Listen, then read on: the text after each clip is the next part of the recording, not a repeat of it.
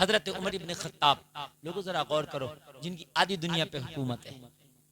आप मस्जिद में जब नमाज पढ़ने गए तो हजरत उमर के दुश्मन ने सफ में छिप के बैठा था।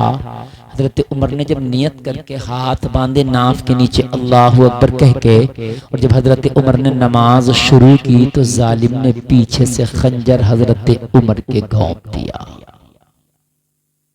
जख्म बहुत गहरा लगा, पूरा खंजर घोंप दिया।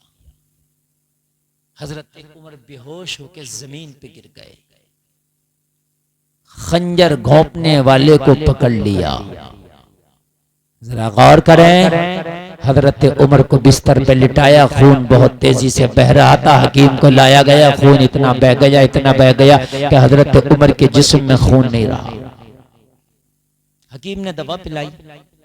जब दवा पिलाई ना तो जख्म इतना गहरा था कि जो दवा मुंह से पिलाई दूध से ना, वो जख्म के जरिए बाहर निकल गया दूध। इतना गहरा जख्म था।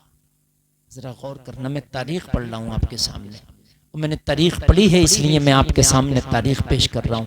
अल्लाह करे कि हमें अमल की तौफीक अता हो। हजरत उमर इब्न खत्ताब के जब दूध निकला जख्म के रास्ते से बाहर तो हकीम की निगाहें झुक गईं। हकीम से कहा क्या बात? हकीम ने कहा हुजूर के पास बहुत कम वक्त है, उमर के पास बहुत कम वक्त है। हजरत उमर की सामने निगाहें झुका के हकीम बोला हुजूर वक्त बहुत कम है, अगर कोई वसीयत करना हो तो कर दो। हजरत उमर ने फरमाया क्या बात? करने लगा हुजूर अब कोई दवा काम नहीं करेगी, मैं दवा पिलाता भी हूँ तो दवा मैदे के जो रास्ता है, जो जख्म है, वो मैदे को छन्नी कर दिया है खंजर ने, और वो उस रास्ते से दवा बाहर निकल रही है। जख्म बहुत गहरा है हुजूर, वक्त बहुत कम है आपके पास, अगर कोई वसीयत करना है तो कर दो। अल्लाह अकबर। हजरत उमर की वसीयत सुनो जरा, ईमान ताज़ा हो जाएगा। अल्लाह करे कि उमर का सदका हमें आता हो। हम तो किसी का कर्जा ले लेना तो कहते हैं दे देंगे, भाग थोड़ी रहे। कहते हैं भाई वो कर्जे वाला दरवाजे पे आ रहा बेचारा, कुंडियां खटखटा रहा, फिर उससे क्या कहता आंखें निकाल के, भाई मुझे टोक क्यों रहा भाई, चार लोगों के सामने क्यों टोक दिया? और भाई कर्जा दे दे, अगर तू मर गया तो खुदा की कसम क्या पता तेरी औलादे दे या ना दे, मैदान महशर में बड़ा करना पड़ेगा, ये बहुत सख्त पड़ेगा, बहुत सख्त। 1 रुपया के बदले 700 बाजमात नमाजें दी जाएगी।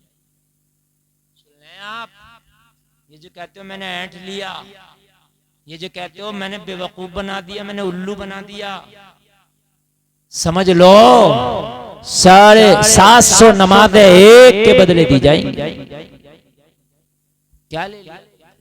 दुनिया में मामले साफ करो, अगर मामला किसी के ऊपर है तो।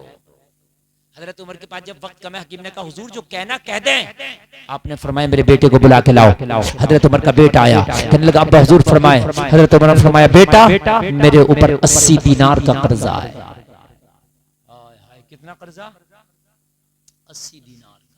यार कैसे लोग थे, आधी दुनिया पे हुकूमत और 80 दीनार का कर्जा। कैसे सच्चे लोग थे यार, कैसे ईमान वाले लोग थे यार। आधी दुनिया के हाकिम, कर्जा कितना? जोर से बोले। देखो मेरे भाई उठ के कोई नहीं जाए, खुदा की कसम में बड़े दिल से तकरीर कर रहा हूं। आप खुद बताइए, अच्छा ये तकरीर मेरी काम की हो रही है कि नहीं हो रही है?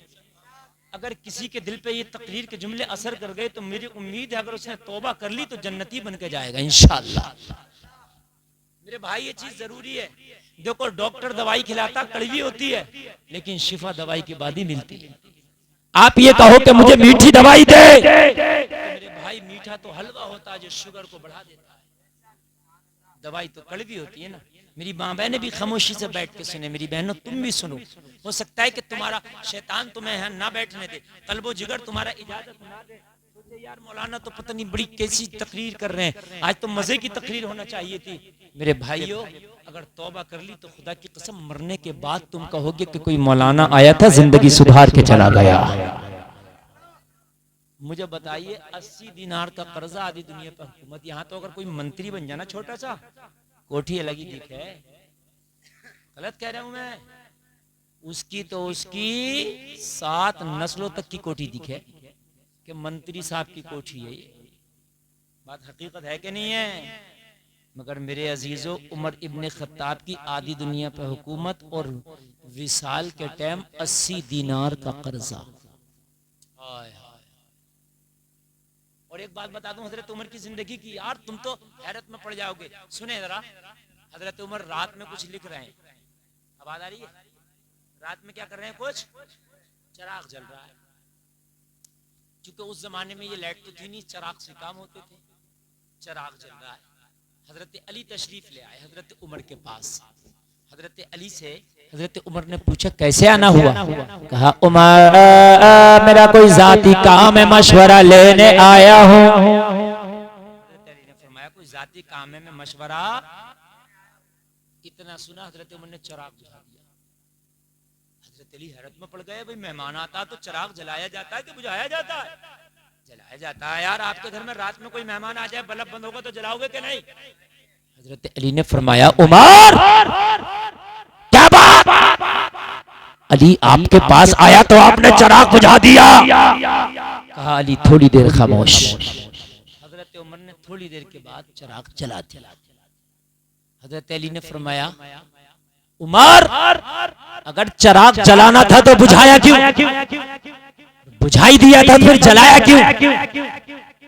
बात समझ में आ रही है कि नहीं? हजरत उमर ने फरमाया गौर से देखें अली, जो बुझाया वो जलाया नहीं है, जो जलाया वो बुझाया नहीं था। चिराग दो हैं। चिराग जो पहले बुझाया था वो नहीं जलाया, ये अब दूसरा जलाया। तो कहा फिर चिराग चिराग एक से। यार इस रॉड को बंद कर दो, यही बराबर में एक रॉड उसे जला दो, तो बात तो वही है भाई। जब चिराग जलाना ही था तो फिर बुझाया ही क्यों? कहा अली बात इतनी सी है, जो पहला चिराग जल रहा था वो सरकारी तेल पे जल रहा था। काय पे? क्योंकि मैं सरकारी काम कर रहा था, मैं कुछ खिलाफत का रजिस्टर था वो भर रहा था। तो जब सरकारी काम कर रहा था तो सरकारी तेल वाला चिराग जल रहा था। आपने कहा मैं पर्सनल काम से आया हूं, तो उमर पर्सनल काम के लिए चिराग का सरकारी तेल इस्तेमाल नहीं करता। मैंने अब अपना जाती चिराग जलाया है। जब तक आप मुझसे पर्सनल बात करेंगे मेरा जाती चिराग जलेगा।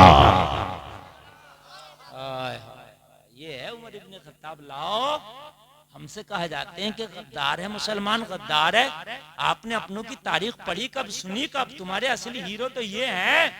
महात्मा गांधी ने कहा था अगर मुझसे कोई सादगी की मिसाल पूछे तो मैं श्री कृष्ण या राम की नहीं दूंगा, मैं उमर और अबू बकर की मिसाल दूंगा। उन्होंने कहा था कि पूरी दुनिया में इनसे ज्यादा सादगी कहीं पाई नहीं जाती है।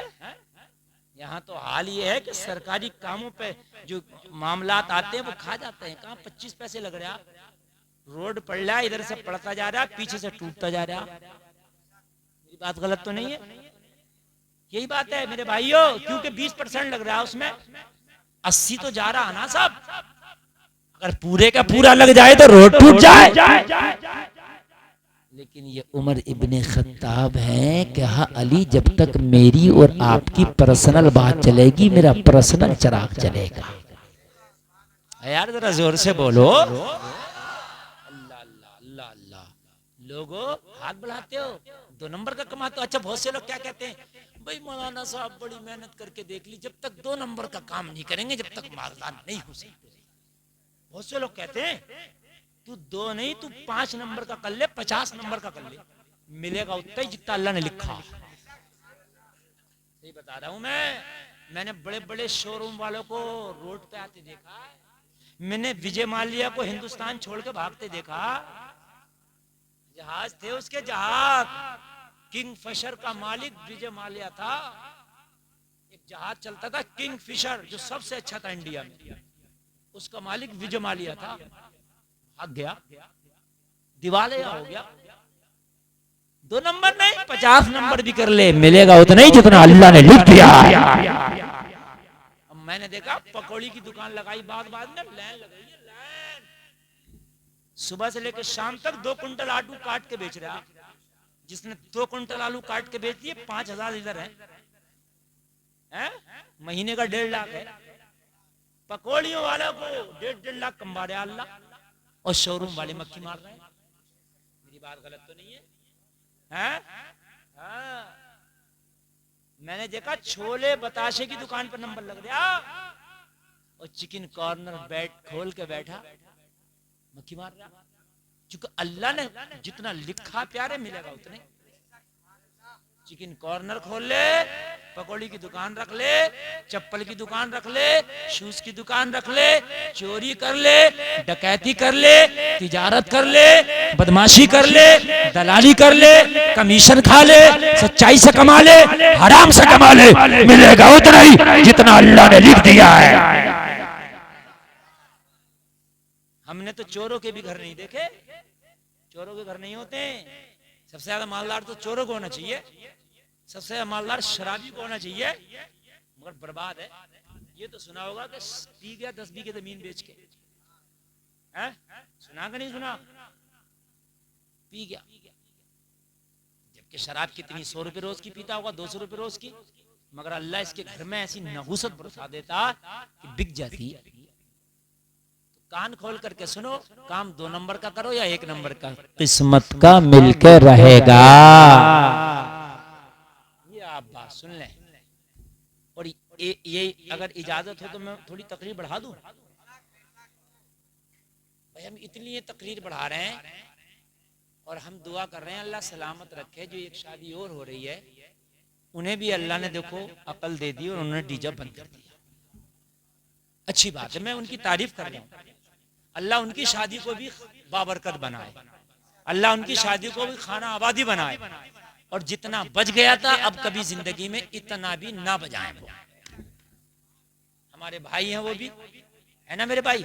सुबह का बिछड़ा शाम को घर आ जाए तो बिछड़ा नहीं कहलाता। इतना ख्याल तो कर लिया कि मौलवी गुलफाम तकरीर कर रहा है कि नहीं? हाँ, और फिर कुछ पता नहीं हम तो क्या बयान कर रहे हैं, आप तो जानते ही हो। हाँ, तो इसलिए अल्लाह सलामत रखे। बड़ा अच्छा आप सुनने, अब सुनने तो मैं सुना दूं। कभी भी हराम की तरफ नहीं, ना ना ना ना ना, मिलेगा उतने ही जितना अल्लाह ने।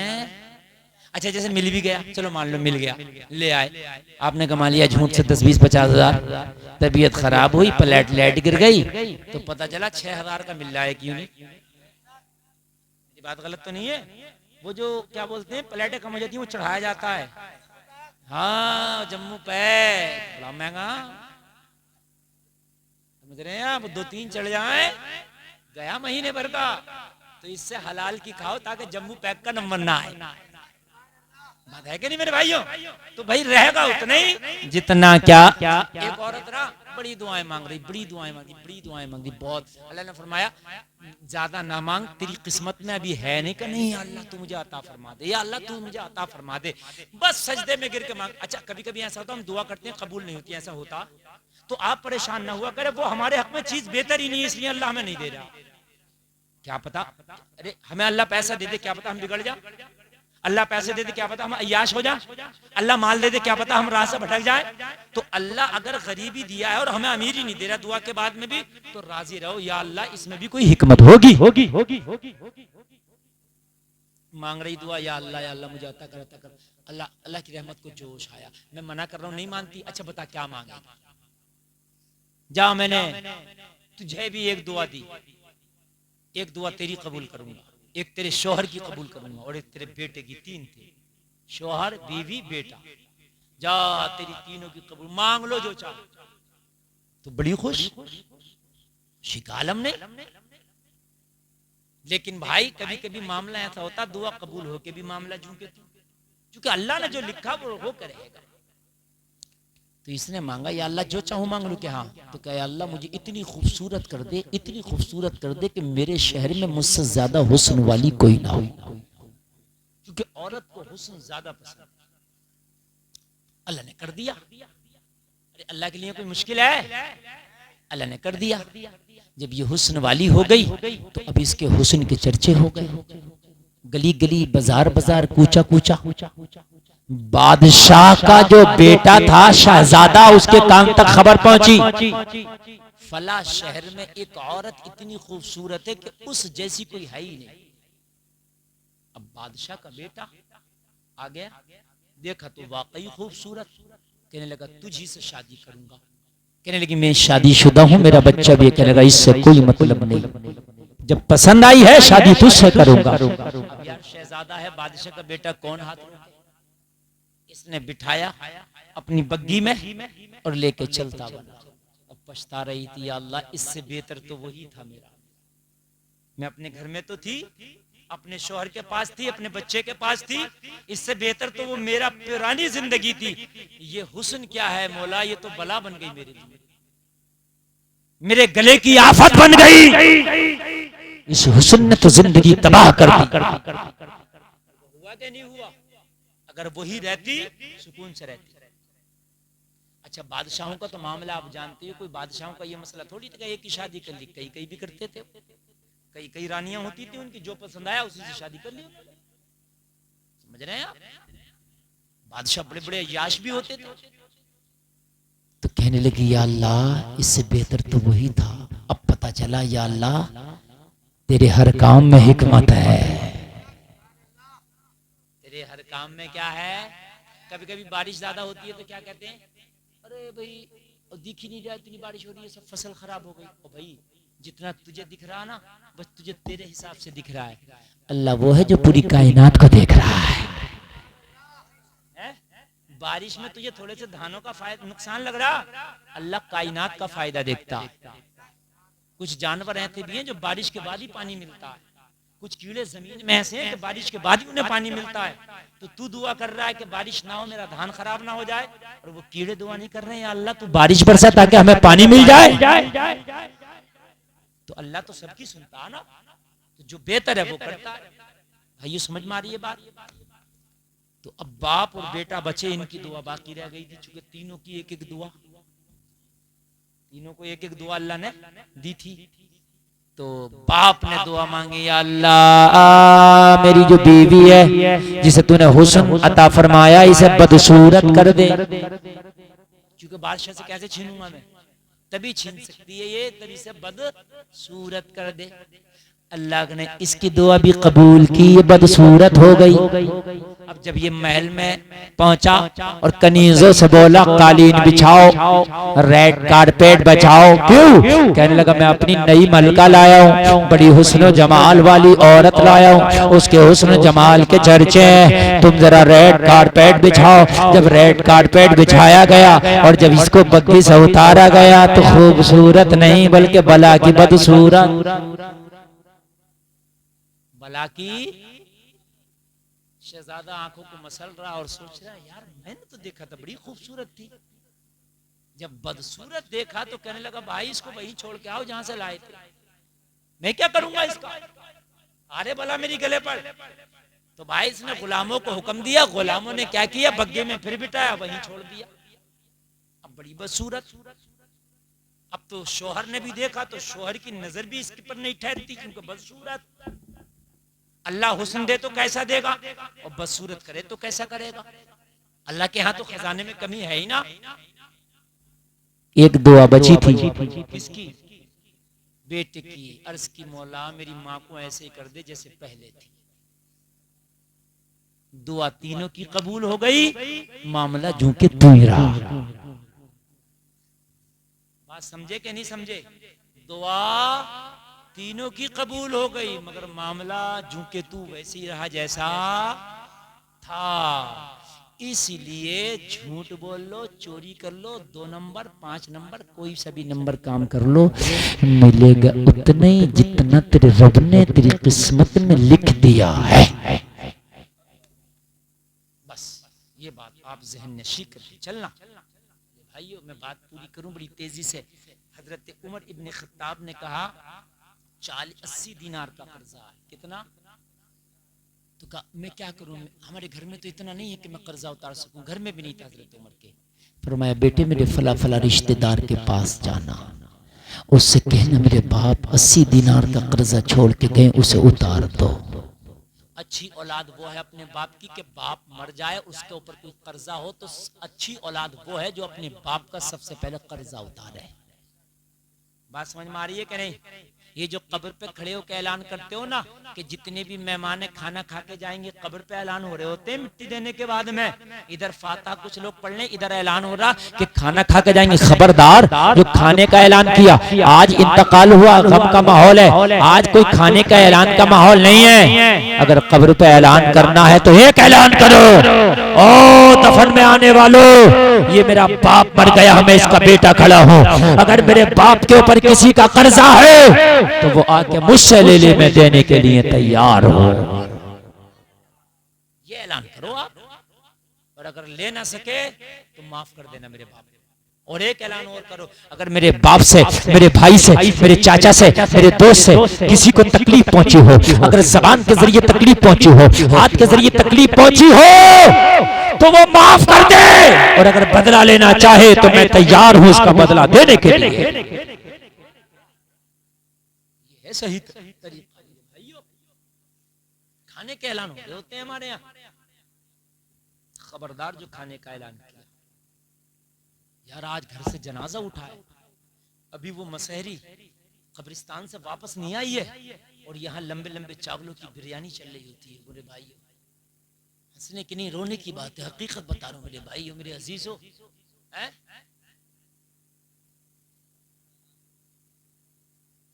सलामी कर लें। हाँ, गलत है मेरे भाई, मस्जिद के लाउड स्पीकर से सलामी तो सलामी, किसी और बात का भी ऐलान नहीं होना चाहिए। उसकी वजह यह है कि वो अजान के लिए, वो ये इसलिए नहीं है कि उसकी मटर टूट रही है, उसकी मुर्गी खू गई, उसका बकरा खू गया, उसकी ईख छिल रही है। ऐलान होते हैं बहुत से, नहीं है ये। जब चंदा दिया था मस्जिद में तो ये सोच के दिया था कि मटर टूटने के लिए, ऐलान के लिए लाउड स्पीकर ला रहे हैं, या ये सोच के दिया था कि अजान पढ़ने के लिए लाउड स्पीकर ला रहे हैं? जब अजान पढ़ने के लिए दिया था तो मटर के लिए अलग लाउड स्पीकर लगा। मसला बता दूं आज आपको, मस्जिद के समरसेबल से जो पानी भरा जाता है टंकी में, वो पानी भी आपको भरना जायज नहीं है, सिर्फ वजू कर सकते हो उससे। बहुत से लोग मस्जिद से पानी भर लाते हैं ना, मस्जिद में गर्म पानी होगा सर्दियों में, आप देखना हीटर चलेंगे। बहुत से लोग क्या करते हैं, पड़ोसी कहला बेटे एक बाल्टी वहीं से भर ला यार, जायज नहीं, हराम है, हराम। इसलिए कि उस हीटर का जो बिल है वो मस्जिद भर रही है और तू अपने पर्सनल यूज में कर रहा है, इसको जायज नहीं है। मस्जिद के बहुत से लोग मैंने देखा समर से भी चला रहे हैं अपने घरों में, पैप ले लिया पड़ोसियों ने, चल रहा है। नमाज पढ़ने गए, बाग बाद ऐसा खुर्रेटी है, इमाम तो डर के हमारे कुछ कहते नहीं, नमाज पढ़ी, जमात हो गई, पंखा चलाया, सो रहा मस्जिद में। ये जो पंखे का बिल जाएगा तेरे सोने को पर, ये कौन देगा? भाई बात है कि नहीं है? मस्जिद इबादत के लिए, मस्जिद इसलिए नहीं था कि पंखा चला के सो जाओ या फिर बिल दो। मस्जिद में मोबाइल तक लगाना जायज नहीं है, चार्ज करना मोबाइल, इसलिए कि जो तेरे मोबाइल में करंट खर्च होगा उसका कीमत कहाँ दिए तुम? समझ भाई बात आ रही है नहीं? शरीयत से चलो, बारीकी है, ऐसा नहीं कि सब चल रहा सब चल रहा। बड़ा मसला है मेरे भाइयों, बड़ा खतरनाक पड़ेगा मैटर। कहाँ जा रहे हो भाई साहब? जल्दी आ जाओ यार। अच्छा खुद बताओ कितनी काम की तकरीर हो रही है, नॉलेज में इजाफा हो रहा है क्या नहीं है? कुछ लोग कहते हैं मुफ्ती गुलफाम ऐसी तकरीर करते हैं, हंसी की। मैंने कहा तूने सुनी नहीं है, मेरी 1.5 घंटे की तकरीर, कोई एक बात आई चैनल वालों ने काट के डाल दी थी, मेरी क्या गलती है? मैंने 1.5 घंटे की तकरीर करी है, मैंने आपको कितनी इमोशनल बातें बताई, कुरान और हदीस के ताल्लुक से मैंने जहन्नम और जन्नत की बातें बताई। अब कोई अगर एक बात आ गई है काट कर डाल दे 30 सेकंड की, तो अब इसमें मेरी क्या गलती है भाई? है? खुदा की कसम, मेरा मकसद नहीं है कि मैं किसी को हंसा के जाऊं, मेरा मकसद है मैं इस्लाह करके जाऊं। अगर जहन्नमी बैठा तो जन्नती बना के जाओ, बेनमाजी बैठा तो नमाजी बना के जाओ, शराबी बैठा तो तौबा करा के जाओ। यही मकसद है। कहा हजरत उमर की बारगाह में, अब्बा हुजूर अगर रिश्तेदार भी ना दें वो कर्जा तो कोई जरूरी है? तो कहा मेरे फला फला दोस्त के पास जाना, उससे कहना मेरे बाबा का कर्जा उतार दो। कहा अब्बा हुजूर अगर वो भी ना उतारे तो हजरत उमर ने फरमाया बेटा मौला अली की बारगाह में जाना, कोई उतारे या ना उतारे उमर का कर्जा अली जरूर उतार देगा। इन राबजियों के मुंह पे थप्पड़ है ये उमर का, जो ये कहते हैं गालियां बकते हैं उमर को ये राबजी, और कहते हैं मौला अली और हजरत उमर में 36 का आंकड़ा था, बनी नहीं थी। हजरत उमर ने माज़अल्लाह हजरत अली के ऊपर हमले किए। ये पता नहीं है जालिमों, इनमें तो इतनी मोहब्बत थी। उमर कह रहे हैं जब रिश्तेदार मेरा कर्जा ना उतारे, मेरे दोस्त ना उतारे, तो अली की बारगाह में जाना, अली से इतनी मोहब्बत है कि वो जरूर उतार देंगे। जरा जोर से बोलो यार। अच्छा, ये अगर जिंदगी का कौल होता तो आप ये भी कह सकते थे हजरत हो सकता है जिंदगी में हजरत उमर के मामलात अली से अच्छे रहे हो, बाद में बिगड़ गए हो, लेकिन ये तो आखिरी जुमले हैं जब हकीम ने जवाब दे दिया था। ये तो आखिरी जुमले हैं जब हकीम ने जवाब दे दिया था कि अब जिंदगी नहीं है, तब है कि मेरा कर्जा कोई उतारे या ना उतारे, हसनैन का बाबा जरूर उतारेगा। जोर से बोलो यार, जरा जोर से। तो ये राफजी अपनी जगह गलत है, हम अहले सुन्नत वल जमात सही है। इनमें नहीं थी मुखालफत, मुखालफत तू कर रहा है, तू काट रहा है, तू कर रहा घपला। तारीख में तारीख तो ये बता रही है कि हजरत उमर के आखिरी जुमले ये थे कि मेरा कर्जा कोई उतारे या ना उतारे, हाय हाय ज़हरा का शोहर जरूर उतारेगा। सुभान अल्लाह। बेटे ने कहा ठीक है। अच्छा, उसके बाद क्या करना? अब लोगों जरा गौर करो, जरा गौर करो। हजरत उमर इब्ने खत्ताब फरमाते बेटो एक काम और कर। कहा क्या? कहा हुज़ैफा बिन यमान को बुला के लाओ। एक सहाबी नाम है हुज़ैफा बिन यमान, ये नबी के राजदार सहाबी है। नबी जब भी कोई राज की बात करते तो किसी से नहीं करते, हुज़ैफा से करते। किससे करते? क्या नाम है? जोर से बोले, क्या नाम है? जब भी कोई सीक्रेट बात करते नबी तो हुज़ैफा से करते, किसी से नहीं करते। लोगों तारीखों में आता है कि हुज़ैफा नबी का राजदार है। हजरत उमर ने कहा हुज़ैफा को बुला के लाओ। मजा आएगा, जरा सुने। हजरत हुज़ैफा को बुला के लाया गया। हजरत उमर इब्ने खत्ताब ने फरमाया हुज़ैफा सच बताना, एक रोज नबी ने आपको मदीने के मुनाफिकीन की लिस्ट थमाई थी? कहा हाँ हुजूर थमाई थी। कहा मदीने के जितने मुनाफिक हैं उस लिस्ट में उनके नाम थे?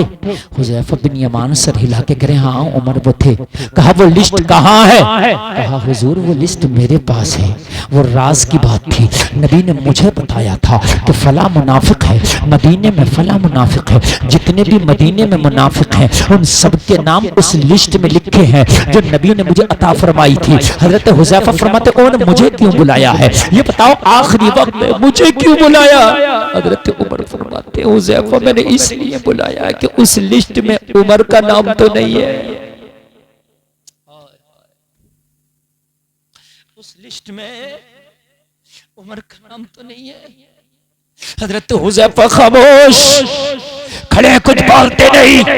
हजरत उमर ने फरमाया हुज़ैफा बताना पड़ेगा, सांसें कम है, मेरे पास वक्त कम है, हुज़ैफा जल्दी बता वो उस लिस्ट में उमर का नाम तो नहीं है? हजरत हुज़ैफा मुस्कुरा के बोले मुबारक हो उमर, उसमें तेरा नाम नहीं है। यहाँ तो खाली जुमा पढ़ के जन्नत के ठेकेदार समझते हैं आपको। खाली हज करिए, बाल बाल हाजी जी इतना बड़ा मक्कार है कि पड़ोसी की मैट सबसे ज्यादा हाजी जी छांट रहा। सोच रहा मैं तो हज करिए आया हूं, मेरा क्या हो रहा? समझ रहे हैं आप? हज करिए, अब की बात खेलता फिर रहा, ताश के पत्ते उड़ा रहा, ताश के पत्ते। कह रहा ये बन गया मेरा इक्का। जब पता नहीं है हाजी, जब मरेगा तो तेरा इक्का कैसे बनेगा फिर देखना तू। सही बता रहा हूं मैं। हज करके झूठ बोलता फिर रहा, झूठ हराम खोरियां कर रहा हज कर करके। कान खोल के सुन, मौलवी हो, मुफ्ती हो, हाजी हो, मेरे भाई जन्नत का ठेका किसी के बाप का नहीं है। जन्नत उन्हें मिलेगी जो जन्नत के हकदार हैं, जिनके आमाल जन्नत के काबिल होंगे। हम भी ना सोचे कि हम मौलाना मुफ्ती है जन्नत हमारी है, अमल जाएंगे। हजरत फातिमा ज़हरा को जब कब्र में रखा जा रहा था तो सहाबा करे, ओ कब्र तुझे पता तेरे अंदर किसे रखा गया? हसनैन की माँ है। तुझे पता जो तेरे अंदर आई है कौन है? मुस्तफा की शहजादी है। पता कौन है? ये अली की बीवी है। पता कौन है? जन्नती औरतों की सरदार है। कब्र से आवाज आई, यहाँ हसब और नसब नहीं देखा जाता, यहाँ नामाए आमाल देखा जाता है। यहाँ ये नहीं देखा जाता किसका बेटा किसका पोता, यहाँ ये देखा जाता नामाए आमाल कैसा। अब सुने आखिरी बात, मेरी तकरीर बहुत लंबी हो रही है, आप मोहब्बत से बस आखिरी बात और सुने। बहुत अच्छा और बहुत कामयाब जलसा है माशाल्लाह। बहुत टाइम से 1 बजे तक लगभग आपका जलसा मुकम्मल हो जाएगा इंशाअल्लाह। आप आराम भी करेंगे। अल्लाह आपको सलामत रखे, ये आपकी मोहब्बतें। लेकिन मैंने इतने दिल से बोला, मुझे भी यकीन नहीं था कि मैं इतनी मेहनत से तकरीर कर लूंगा। जब मैं तकरीर के लिए बैठा था ना तो मेरा टेम्परेचर इतना बुखार तेज था, ऐसा लग रहा था कि मैं बोल ना सकूंगा। लेकिन आपकी मोहब्बतें इतनी अच्छी, आपकी समातें हैं कि मैं बड़ा दिल खोल के बोल लिया।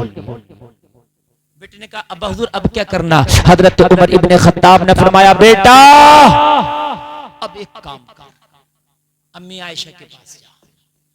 मेरे नबी का विसाल हो चुका था और नबी के जहाँ कब्र शरीफ है यहाँ 2 कब्र बन चुकी थी इस रोज़े रसूल में जो गुम्बद खजरा है। किस किस की मालूम है? एक मेरे नबी की कब्र थी और एक दूसरी कब्र किसकी थी? कोई बता सकता है जलसे में पूरे मजमे में से? किसकी थी? अच्छा माशाअल्लाह, अरे वाकई आपको पता, अल्लाह सलामत रखे।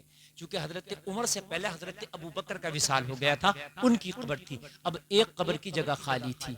कहा, बेटा रोज़े रसूल में एक कब्र की जगह खाली है, जा अम्मी आयशा से जाके पूछ ले कि मेरा बाबा इजाजत चाहता है वहां दफन होने की। अब जाके ये ना कहना कि अमीरुल मोमिनीन का बेटा आया। बेटे वो बड़ी बारगाह है, बेटे वहां पर ये पद ओहदे नहीं चलते। सीधे सीधे खड़े होके कहना, अम्मी आयशा उमर का बेटा आया। अगर इजाजत दे दें तो मुझे रोज़े रसूल में दफन करना, और अगर माँ आयशा इजाजत ना दे तो जन्नतुल बकी में दफन करना। जलसे में आने वालों जरा गौर करो, बेटा हजरत आयशा की बारगाह में हुजरा आयशा के दरवाजे पे खड़ा है, कहने लगा, ओ माँ आयशा उमर का बेटा आया है। हजरत आयशा ने फरमाया, पता क्यों आया है? कहा, बाप के खंजर लगा है, खून बह गया। हकीम ने जवाब दे दिया, वक्त बहुत कम है, मेरे बाप ने आखिरी मर्तबा ये मालूम कराने के लिए भेजा है कि अगर आपकी इजाजत हो तो बाप को रोज़े रसूल में दफनाया जाए। अम्मी आयशा कहती है, ओ उमर के बेटे, ये जगह तो आयशा ने अपने लिए रखी थी, मगर मांगने वाला उमर है, इसलिए ये जगह मैं उमर को अलाट कर देती हो। मैंने अपने लिए रखी थी, मेरी कब्र बनना थी यहाँ, लेकिन मांगने वाला उमर है, मना नहीं कर सकती। जाओ, मैंने उमर को ये जगह अलाट कर दिया। सुभान अल्लाह। बेटा आया, हजरत उमर ने फरमाया, बेटा क्या खबर लाया? बेटा मुस्कुरा के बोला, बाप जगह की इजाजत मिल गई है, मुबारक हो, रोज़ा रसूल में जो कब्र की जगह है वो आपके नाम अम्मी आयशा ने कर दिया है। अब आखिरी बात सुनो, हजरत उमर ने फरमाया, बेटा एक काम और कर लेना, मेरी आखिरी वसीयत सुन। कहा, क्या? कहा, बेटा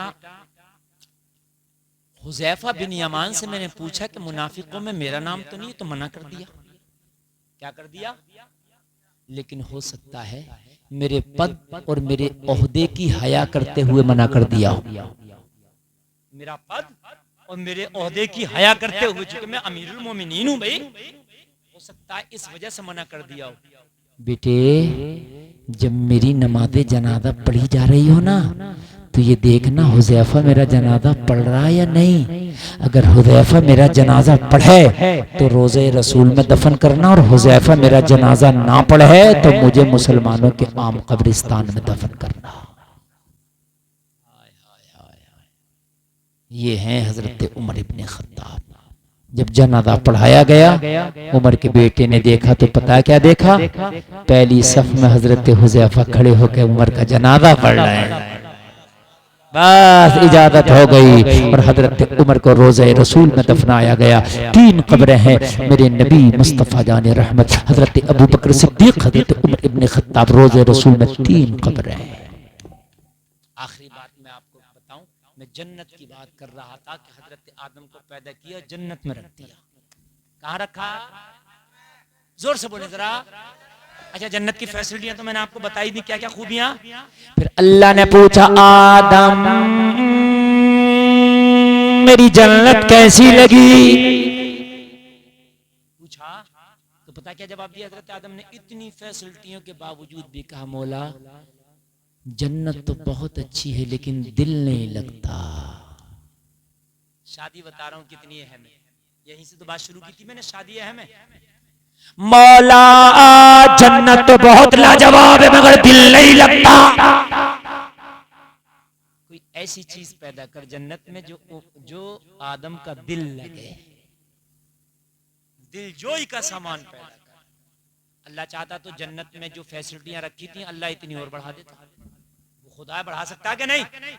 मगर अल्लाह ने कुछ नहीं बढ़ाया। अब अल्लाह को पता है ये इंसान है और इंसानी कमी कैसे पूरी होगी। अल्लाह ने जन्नत में हजरत आदम का दिल लगने के लिए, दिलजोई के लिए आदम की बाईं पसली से हजरत हव्वा को पैदा कर दिया। किसको पैदा किया? हजरत, क्या जरूरत थी यार औरत पैदा करने की? अल्लाह जो फैसिलिटियां कम थी और बढ़ा देता, और बढ़ाकर भी हजरत आदम को फिर जरूरत थी, इसलिए कि बीवी के बगैर, औरत के बगैर आदमी नामुकम्मल है। कितनी भी फैसिलिटियां हो लेकिन शादी के बगैर इंसान क्या है? नामुकम्मल। पैदा कर दिया, कैसे पैदा किया? हजरत आदम की बाईं पसली से। कौन सी से? और पसली कैसी होती है देख रहा हो? तो कभी इसे सीधी करने की कोशिश मत करना। हाँ, शादी के बाद ये बात समझ के चलना कि मोहतरमा टेढ़ी से पैदा है। बहुत से लोग डंडा लेके घूमे फिरे, कर लेगा तू डंडे से सीधी है? बड़े बड़े बादशाहों से सीधी ना हुई भाई। समझ रहे हैं कि नहीं समझ रहे हैं? ये ख्याल रखना, ये बात मैं लाजमी आपको बता रहा हूं। मोहतरमा टेढ़ी पसली से हैं, निभा के चलना। 10 मर्तबा तुम्हारा गुस्सा बर्दाश्त करती है तो 1 मर्तबा मोहतरमा का भी पी जाया करो। ऐसा नहीं है कि हर वक्त लेटिया घूम रही है, परेशान हो जाओगे। हाँ, यही हजरत उमर, इनसे अब पूरी दुनिया डरती थी हजरत उमर से। रूम और ईरान के बादशाह थर थर कांपते थे उमर का नाम सुन के। शैतान रास्ता बदल देता था हजरत उमर के नाम से। एक सिहाबी की बीवी झगड़ा कर रही, कहने लगे उमर से शिकायत लगा के आऊंगा, उमर तुझे डांटेंगे, लगाएंगे फटकार। जब दरवाजे पे पहुंचे तो क्या देखा? उमर खामोश खड़े और बीवी बोल रही है हजरत उमर की जोर जोर से। चुपके से घर आ गए। जब उमर की बीवी बोल रही है तो फिर हमारी की क्या हैसियत? एक दिन कहने लगे, उमर में आया था बीवी की शिकायत लगाने, तो मैंने देखा आपकी बीवी बोल रही थी। हजरत उमर ने मुस्कुरा के फरमाया, ओ सिहाबी सुन ले, 10 मर्तबा उमर को गुस्सा आता है, उमर का गुस्सा वो बर्दाश्त करती है, कभी 1 मर्तबा उमर भी उसका गुस्सा पी जाता है। भाइयों ऐसी तो घर चलते हैं, ऐसा नहीं है। अगर कभी बीवी तुम्हारी तकलीफ में हो तो उसकी मदद करो, छोटी छोटी बातों पर उसकी तारीफ कर दिया करो। उसने खाना बनाया, खाने की तारीफ कर दी, खुश हो जाए। ऐसा नहीं है कि नमक कम है तो तुम जलील कर रहे हो दूसरों के सामने। मेहमान आए, नमक कम है, फूहड़ है, पकाना नहीं आता, बर्बाद कर दिया खाना, शर्मिंदगी होगी उसको। अगर खाने में तेज मिर्च भी हो गया, नमक भी तेज हो गया, तो मेहमानों के सामने तू उसे नीचा ना दिखा, कि कोई बात नहीं, हो जाता है, हो जाता है, बड़े बड़े बावर्चियों से हो जाता है, लेकिन माशाल्लाह खाना आपने बड़ा अच्छा बनाया, और जायकेदार बनाया, इसलिए कि तेरे ससुर ने तुझे बावर्चन नहीं दिए, तेरी बीवी दिए तुझे। बात है कि नहीं? ये नहीं है कि तेरे घर पर 10-10 मेहमान आ रहे हैं तो उसकी जिम्मेदारी है खाना बनाए, उसका हुस्न अखलाक है। ये बात सुन ले, आज मैं मसला बता रहा हूँ आपको। औरत के ऊपर शोहर की खिदमत लाजमी है। तेरे 10 दोस्त आ रहे हैं, उनकी नहीं, लेकिन फिर भी अगर खाना बना के खिला रही है तो उसका हुस्न अखलाक है, उस पर उसकी हौसला अफजाई कर। भाई बात समझ रहे नहीं? शोहर के लिए जरूरी है कि वो खिदमत करे, आधी रात में खड़ी हो जाए। शोहर कहे पानी गरम दे तो आधी रात में गरम करके दे, आधी रात में ठंडा दे। शोहर करे मेरे पैरों में दर्द है, पैर दबाए। लेकिन 10 मेहमान तुम्हारे आ गए, उनको खाना खिलाए, ये उसका हुस्न अखलाक है। बात समझ में आ रही है भाइयों? तो उस पर तारीफ कर दिया करो, छोटी छोटी बातों पे थोड़े गिफ्ट ला दिया करो। कभी आपने कपड़ा ला दिया, कभी कुछ ला दिया, कभी छोटी छोटी चीजों से ना, ये छोटी छोटी खुशियां जब इकट्ठी होती है ना, तो घरों में जब मुस्कुराहट होती है ना, तो घर जन्नत के नमूने बनते हैं। अरे बात समझ रहे हैं कि नहीं? हमारा एक ड्राइवर है, वो बड़ा अच्छा आदमी है, और उसकी बात में कभी कभी सुनता हूँ तो हैरत में रह जाता हूँ। वो अपने घर को इतने सलीके से चलाता है, गरीबी आदमी है, ज्यादा अमीर नहीं है, लेकिन बाखुदा इतने सलीके से चलाता है। माशाल्लाह बाशरा दाढ़ी है उसकी, समझ रहे हैं आप, और माशाल्लाह नमाजी है, और वो इतने सलीके से चलाता है। एक दिन कहने लगा, हजरत हमारी जो है बेगम ने कहा कि वो मेहंदी लगाना है, तो कौन ला दे? तो मैंने कहा, अरे कौन की बात कर रही हैं आप? आपने बड़ी दिनों में, बड़े टाइम के बाद तो कोई फरमाइश की है। बोले, हजरत मुझे भी तो खुशी करना था, मैं 20 रुपए का कौन ला देता, मेहंदी लग जाती। बोले, मैंने 20 रुपया खर्च नहीं किया, मैंने 500 रुपया खर्च किया कि मेहंदी लगाने वाली को बुला दिया। अरे आपने बड़ी मुश्किल से तो आज फरमाइश की है। तो वो कहने लगी, अरे आपने इतना खर्चा क्या कर दिया? अरे क्या बात है, तुम्हारे लिए 500 रुपये कोई ज्यादा, हालांकि 500 कोई बड़ी रकम नहीं है, लेकिन खुशी की बात मैं आपको बता रहा हूँ। अब आदमी उस 20 रुपए के कौन पे गाली बकता, और बड़े भारी कौन लगागी, बात है क्या नहीं है? और उसमें 2-4 बातें कड़वी कह देता, उसका दिल टूट जाता। औरत अगर अपने शौहर के लिए जीनत कर रही है, जायज है, सवाब है। अगर औरत मेहंदी लगा रही है इसलिए कि मेरे शौहर को मैं अच्छी लगूं, तो इस मेहंदी लगाने पर भी इसे सवाब मिलेगा। बात समझ रहे मेरे भाइयों? हाँ, औरत के लिए मेहंदी जीनत है। तो कहने लगा, हजरत मैंने क्या किया, 500 रुपए में एक मेहंदी लगाने वाली जो होती है आर्टिस्ट, उनको बुला दिया, उन्होंने बड़ी अच्छे से मेहंदी लगाई। और मैंने कहा, अब तुम्हें उतरना नहीं है, चाहे मुझे थोड़ा सा काम करना पड़ जाए, लेकिन जब तक मेहंदी सूख ना जाए आराम करो। कहने लगे, हजरत क्या मेरा घर जन्नत का नमूना है, मैंने 1-2 घंटे थोड़ा सा मतलब कुछ करने का भी होगा कर दिया और दिल खुश कर दिया। बोले, हजरत जो पूरा हफ्ता हमारी अहलिया ने हमारी खिदमत की है, कपड़े, चाय गरम, पानी गरम, बोले हजरत घर आए तो बिल्कुल खाना गरम, चाय गरम, तो तेरे 500 रुपए और 2 मीठे जुमलों से अगर तेरी जिंदगी खूबसूरत बन रही है, तो तू बेवकूफ क्यों बन रहा है? बात है कि नहीं? छोटी सी जिंदगी को खूबसूरत करने के लिए आपको अपनी रविश को चेंज करना होगा। मेरे भाइयों, अल्लाह के रसूल सल्लल्लाहु ताला अलैहि वसल्लम, हजरत अम्मी आयशा फरमाती हैं, कहती हैं कि नबी इतनी मोहब्बत फरमाते थे कि कभी कभी जिस कटोरे से मैं पानी पीती, अल्लाह के रसूल उसी कटोरे से पानी पीते, और जिस जगह से मैं मुंह लगा के पानी पीती, अल्लाह के रसूल उसी जगह से मुंह लगा के पानी पीते। मगर अल्लाह सुधार दे, आजकल के कुछ माँ बाप बुढ़िया बुढ़े भी हैं, पता नहीं इनके पेटों में दर्द होता, अगर बेटा बीवी के साथ खाने लगे, और ये तो जोरू का गुलाम हो गया, पूरे महल्ले में फजीते करते फिर रही है। अरे बीवी के साथ तो खा रहा है, किसी गैर के साथ थोड़ी ना खा रहा, खुश हो जा। अगर तेरे बेटे में तेरी बहू में मोहब्बतें रहेंगी, तो ना तेरा बेटा गुनाहों की तरफ जाएगा, ना तेरी बहू गुनाहों की तरफ जाएगी। साथ में खाया करो बीवियों की, इससे मोहब्बतें बढ़ती हैं। ये भाइयों, ये इस्लाम है, ये मैं जो आपको बता रहा हूं, ये इस्लाम है। पहले एक तबाक में खाता था पूरा घर, मोहब्बतें इतनी होती थी, इतनी मोहब्बतें होती थी कि दूर का भी अगर चच्चा है ना, तो इतनी मोहब्बत से बोलता था, जोर से नहीं बोलता था, चच्चा आ गए। अब तो भैया का गिरेबान पकड़ के घूम रहा, खत्म हो गए, और डिस्पोजल प्लेटें चल रही है, खाओ फेंक दो।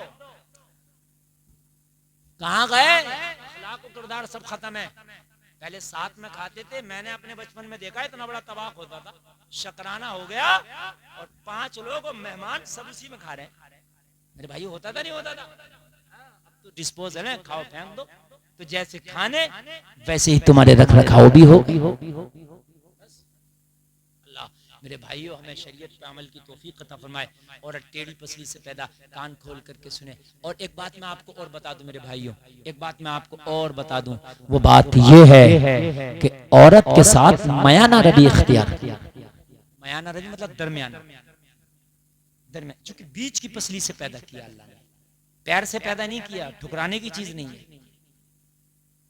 न सर की हड्डी से पैदा किया, एकदम सर पे बिठाने की भी नहीं है।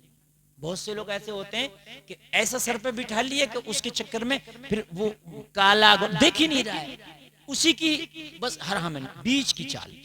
न उसे जलील करो, न उसे रुस्वा करो, ठीक है, उसे भी खुश रखो, उसका भी ख्याल रखो और दूसरों का भी ख्याल रखो। मेरे अजीजों, आज जो हमारे घर बिगड़ने हैं वो फिल्में देख देख के, समझ रहे हैं आप, सीरियल देख देख के। हमारी माँ बहनें जब विदा होकर जाती हैं दुल्हन बन के, तो वो तो सीरियल देख के गई है ना, सास भी कभी बहू थी, वो तो जाहिर सी बातें करेगी। लेकिन अल्लाह के रसूल की बेटी की अगर सीरत पढ़ के जाती, हजरत फातिमा को पढ़ के जाती, तो खुदा की कसम हमारे घर ना बिगड़े होते, कोर्ट कचहरियों की नौबत ना आई होती, चौकी थाने पुलिस ना हुआ होता।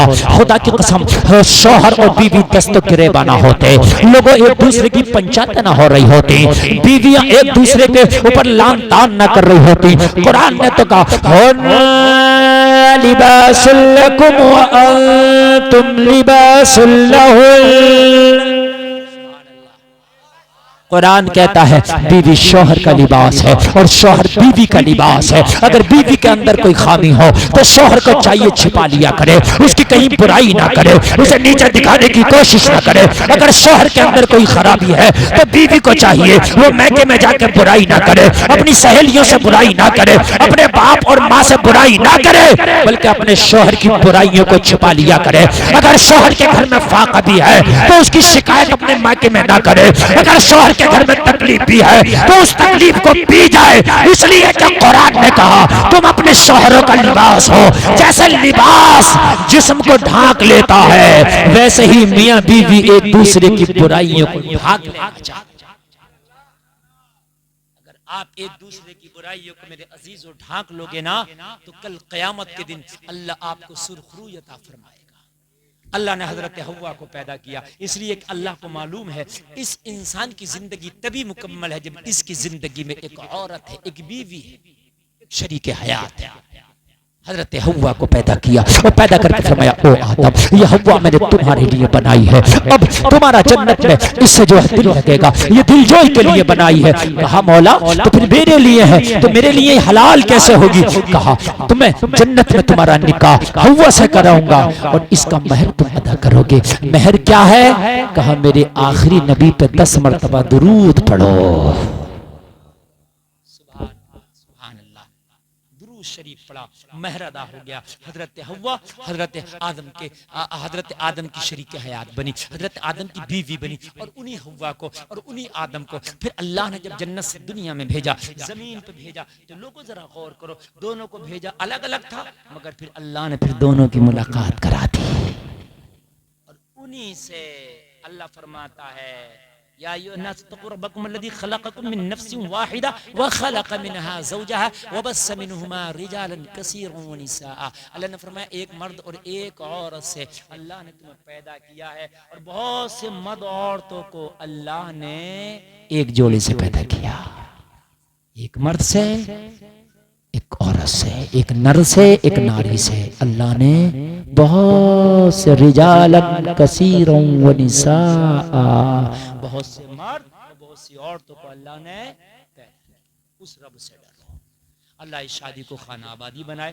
कहने सुनने में कोई खता हुई मेरे मौला माफ फरमाए। कलमा शरीफ पढ़ें ला इलाहा इल्लल्लाह मुहम्मदुर रसूलुल्लाह, इस्लाम जिंदाबाद, व मा अलैना इल्लल बलाग। अस्सलामु अलैकुम।